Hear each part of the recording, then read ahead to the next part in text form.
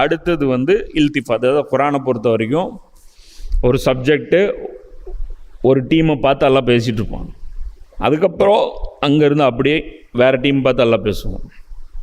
இப்போ இந்த இடத்துலேருந்து 74வது வசனத்திலிருந்து 90வது வசனம் வரைக்கும் எல்லாம் வேறு ஒரு சப்ஜெக்ட் போகிறான். இப்ராஹிம் நபியுடைய வரலாறு பற்றி பேசுகிறான்.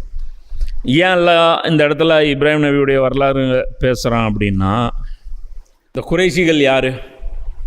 காபத்துல்லா இருக்குல்ல, இது யார் கட்டினது? இப்ராஹிம் நபி கட்டினது. இப்போ யார் கையில் இருக்குது? குறைஷிகள் கையில் இருக்குது. இவங்க என்ன சொல்கிறாங்க, என்ன சொல்லி மக்களை ஏமாற்றி வச்சுருக்காங்க?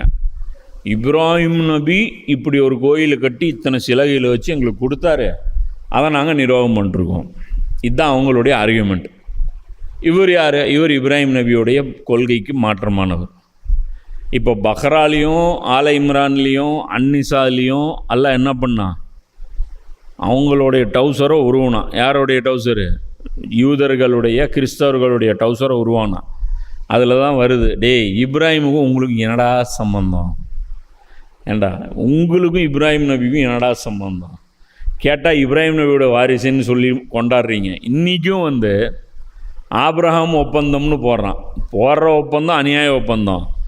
ஆனால் அது மக்கள் மத்தியில் கெட்ட பேர் ஆகாமல் இருக்கணும்னு யார் பேர் பயன்படுத்துகிறான்? இப்ராஹிம் நபி பேரை பயன்படுத்துகிறான். அப்போ இப்ராஹிம் நபி எவ்வளோ இன்றைக்கும் இன்ஃப்ளூயன்ஸாக இருக்காங்க பாரு. ஆனால் இப்ராஹிம் நபி உயிரோடு இருக்கும்போது அவரை ஈமான் கொண்டது எத்தனை பேர்? 2 பேர். அவங்க இப்ராஹிம் நபி உயிரோடு இருக்கும்போது அவங்க மேலே ஈமான் கொண்டது 2 பேர். ஆனால் இப்ராஹிம் நபிக்கு எவ்வளோ பெரிய செல்வாக்கு இருக்குது. இன்றைக்கும் யாரும் திட்டாத ஒரு இறை தூதர் இருக்காங்கன்னா இப்ராஹிம் நபி. யூதர்களும் திட்டமாட்டான், கிறிஸ்தவரும் திட்டமாட்டான், முஸ்லீமும் திட்டமாட்டான். 3 பேரும் எங்கள் அப்பா இவருங்கிறான். அப்போ அல்லாஹ் இவங்களுடைய டவுசர் உருவம்ல, இப்ராஹிம் நபி எங்களுக்கு இதுதான் கற்றுக் கொடுத்தாரு, எங்களுக்கு சிலை தான் வைக்க சொன்னார். அங்கே என்ன அவனுங்க என்ன சொல்கிறானுங்க? இப்ராஹிம் நபி யார் தெரியுமா? அவர் பக்கா கிறிஸ்டினுங்கிறான். இன்னொருத்தன் என்னங்கிறான்? இப்ராஹிம் நபி யார் தெரியுமா? அவர் பக்கா யூதருங்கிறான். அல்லாஹ் சொல்கிறான், டே யூத மதம் எப்போ வந்துச்சு? கிறிஸ்தவ மதம் எப்போ வந்துச்சு? யூத மதம் நீங்கள் உருவாக்குனது மூசா நபிக்கு அப்புறம். இவர் மூசா நபியோட 1400 வருஷம் பின்னாடி இருக்கிறவர். யார்? இப்ராஹிம் நபி மூசா நபியோட பல 100 வருஷம் முன்னாடி இருந்தவர். இப்ராஹிம் நபி, அவருடைய மகன் இசாக் நபி, அவருடைய மகன் யாகூப் நபி, அவருடைய மகன் யூசுப் நபி. யூசுப் நபிக்கு அப்புறம் கொஞ்ச நாள் கழித்து ஃபிரௌன் வந்து, ஃபிரௌனுக்கு கீழே 400 வருஷம் அடிமையாக இருந்து அதுக்கப்புறம் உருவாகுது பனி இஸ்ராயில்னு ஒரு சமுதாயம். அதிலிருந்து சுலைமான் நபி வரைக்கும் இவனுங்க வந்து முஸ்லீம்கள் இருந்து அதுக்கப்புறம் பிரிஞ்சு தனியாக வந்து இஸ்ராயில் பனி இஸ்ராயில்னு தனக்கு பேர் வச்சுக்கிட்டானுங்க. ஆனால் கேட்டால் என்னங்கிறானுங்க? இப்ராஹிம் நபியே இஸ்ராயிலாக தான் இருந்தாருங்கிறான். இவன் என்னங்கிறான்? இப்ராஹிம் நபியே கிறிஸ்டினாக இருந்தாருங்கிறான். ஆனால் இப்ராஹிம் நபி யாரும் வந்து விட்டு கொடுக்கறதுக்கு தயாரில்லை. இவனை கேட்டால் என்னங்கிறான்? இப்ராஹிம் நபி சில வழிபாடு எங்களுக்கு கற்றுக் கொடுத்தாருங்க.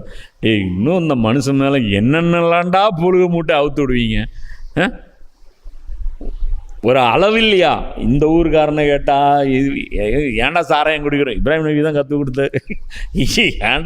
ஏன்டா கொலை பண்ணுற? இப்ராஹிம் நபி தான் கற்றுக் கொடுத்தாருங்கண்ணா.